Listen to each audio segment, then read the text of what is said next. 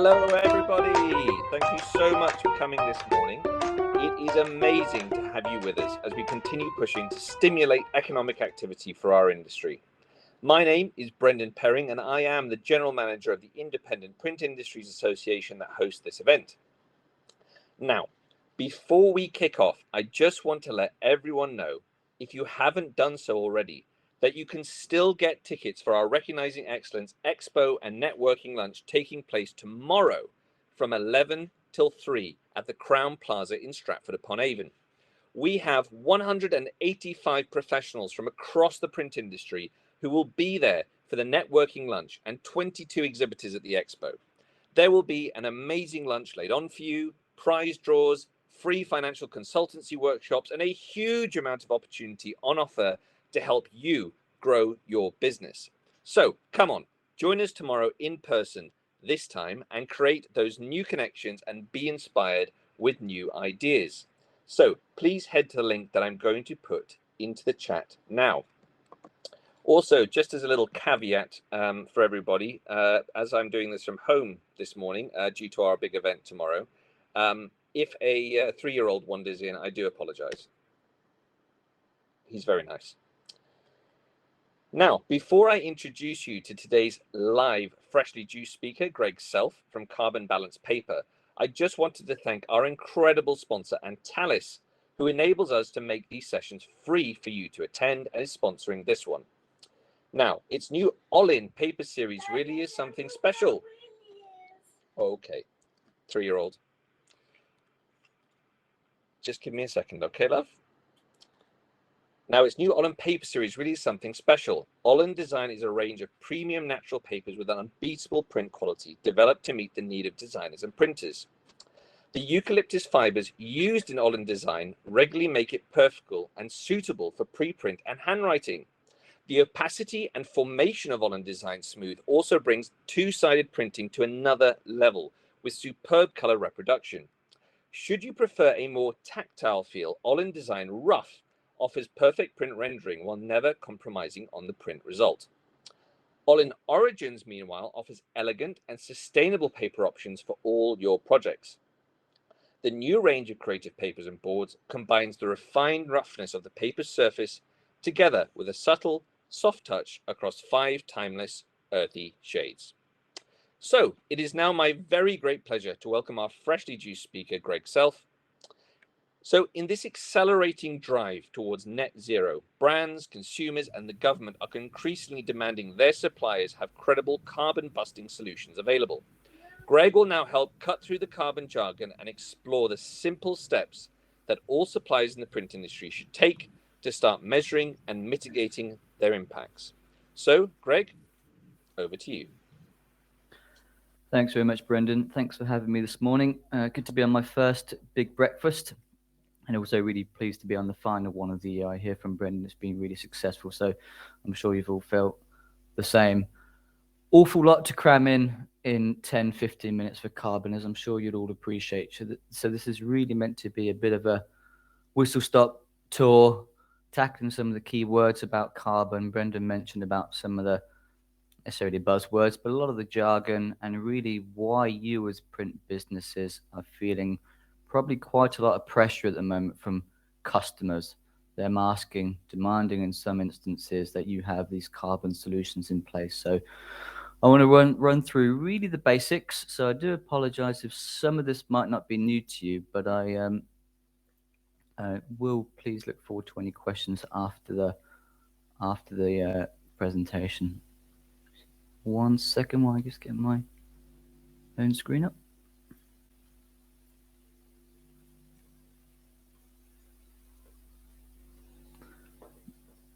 Hopefully you can still hear me and see me. I just had to minimize the presentation window. So Brendan, if you can't suddenly hear me, then do you please tell me.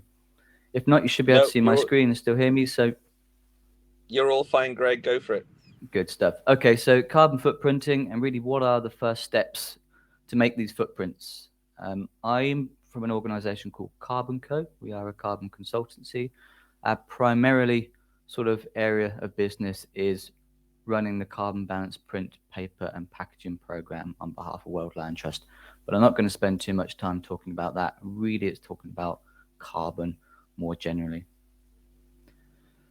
So why are your customers asking about carbon now? Lots and lots of reasons, as you'll appreciate. We all know the pandemic really slowed the progression that we had with carbon and sustainability. It pretty much came to a stop as businesses understandably went into survival mode.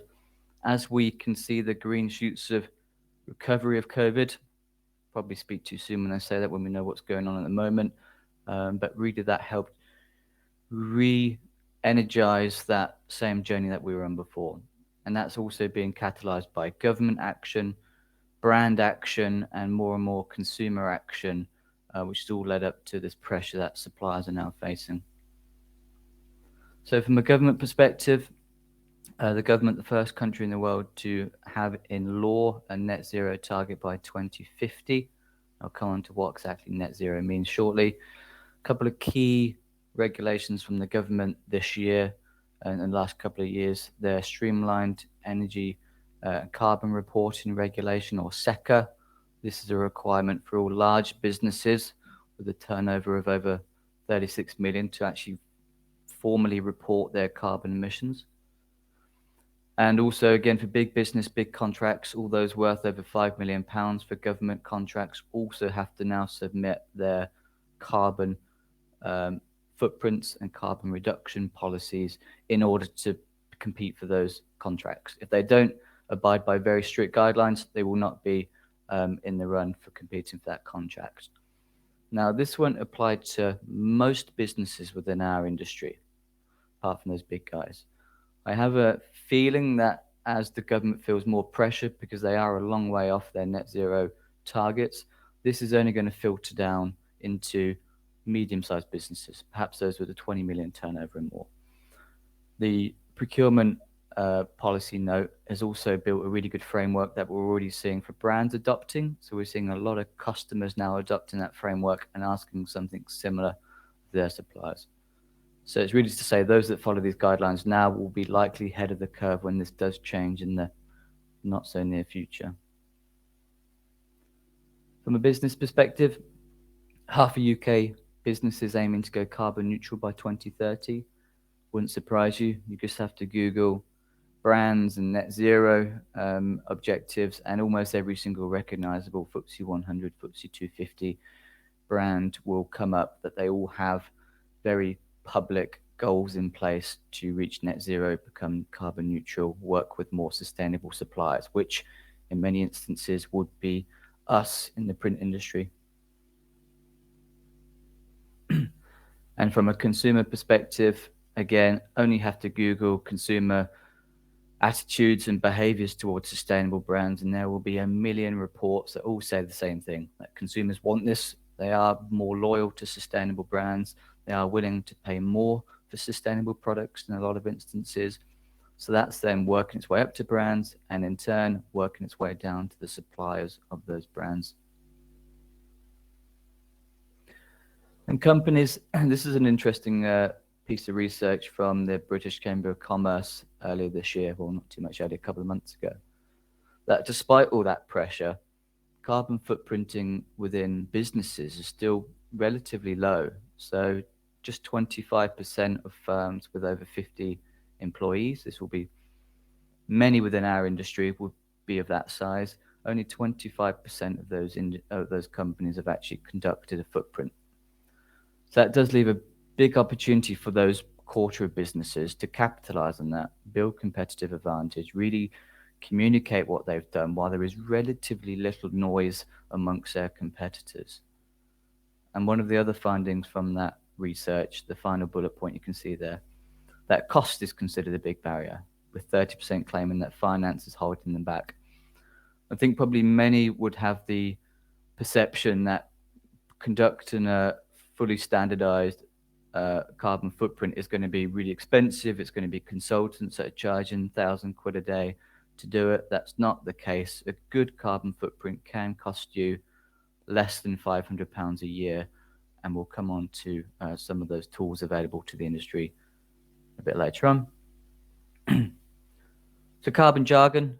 Jargon's sometimes a bit of a dirty word where it's a bit BSy in some ways. It's not. These are really important phrases and words that you're going to keep hearing, that you are hearing, that your customers are going to be asking about. So really important that there is an understanding of these terms within your businesses so you can answer customer questions much more credibly and clearly.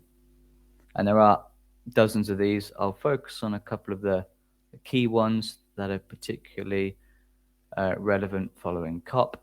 Net zero. Net zero, this is a definition by the IPCC, the Intergovernmental Panel on Climate Change, where net zero emissions are achieved when anthropogenic emissions of greenhouse gases to the atmosphere are balanced by anthropogenic removals over a specific period. So anthropogenic meaning human created. So that's effectively everything you emit, you reduce those emissions from the atmosphere permanently. There is a difference between that and offsetting, which we can cover in a sec. Carbon neutral. Some will say net zero is the same as carbon neutral. It is in theoretical sense. Carbon neutral, based on the current standards, is scope 1, 2, and 3, but scope 3 is encouraged but not necessarily mandatory. So generally speaking, carbon neutral is considered scope 1 and scope 2 emissions, and I'll explain what these mean, are neutralized. There is no requirement to reduce emissions through a trajectory, a bit like net zero, where it has to be aligned to the IPCC 1.5 degrees global warming target. So there is no requirement to reduce emissions, and it can be neutralized by carbon offsets. And the big difference between this and net zero: carbon offsets for carbon neutrality. Net zero carbon offsets is a part of the journey, but ultimately by 2050 it has to be permanently removed through technology. So physically storing carbon through technology indefinitely. And science-based targets, again, this is something which is a relatively new phrase which is coming up, and your customers might be saying, well, do you have science-based targets? And this effectively means setting targets which are in line with greenhouse gas targets and the Paris Climate Agreement. So making sure your targets are in line to reduce global warming by 1.5 degrees.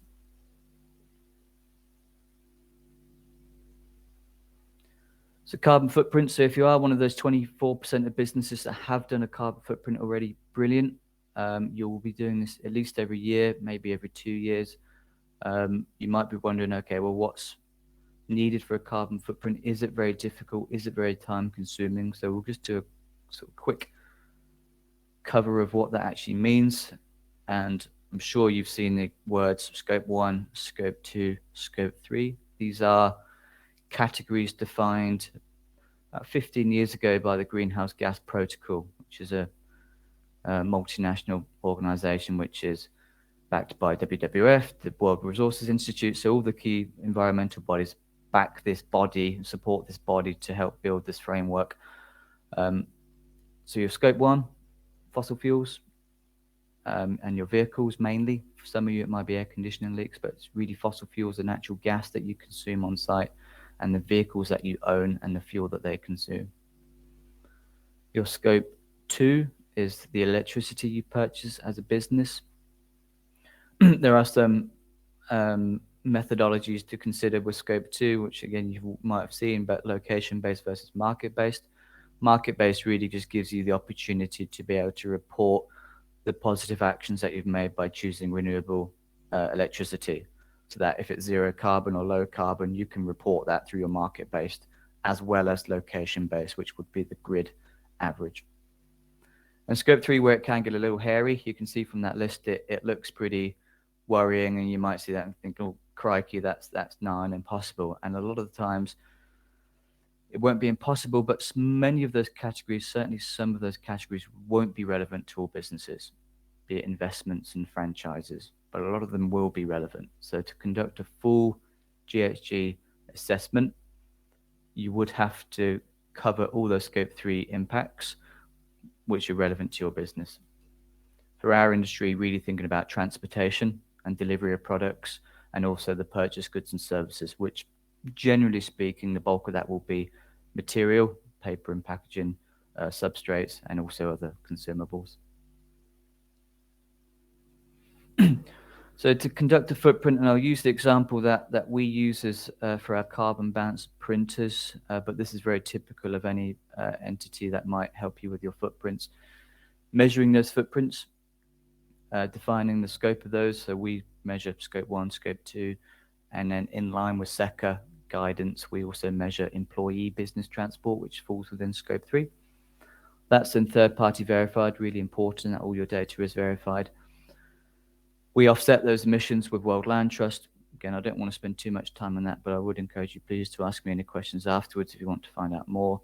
And what is really important, whatever you do, how you can communicate this, how it doesn't just get lost within all your great standards that you might have, 14001 and FSC, really important and complementary, but it has to be something that you can communicate to your stakeholders, be it internally or be it to your customers particularly. How can you tell them what you are doing? And then most importantly, what are you doing to reduce your carbon emissions over a defined period? The footprint tools available to you, there are lots of tools, lots of free tools available online. Would just be wary of those free tools that they are relevant to the country. So they are sort of the emission factors relevant to UK emissions, UK gas, electricity, vehicles, etc. A lot of them use US factors. A lot of the information can be quite old too, so just be aware of the free ones.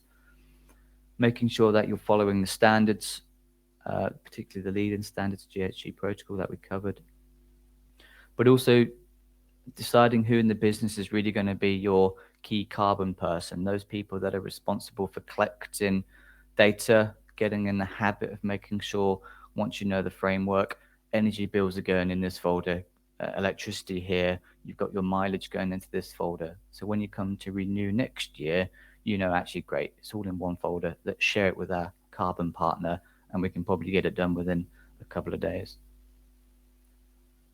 And defining the frequency. Many will do their footprints annually, and you will have to if you abide to certain standards, but it might also be if you're a smaller business, doing it every 2 years would be sufficient.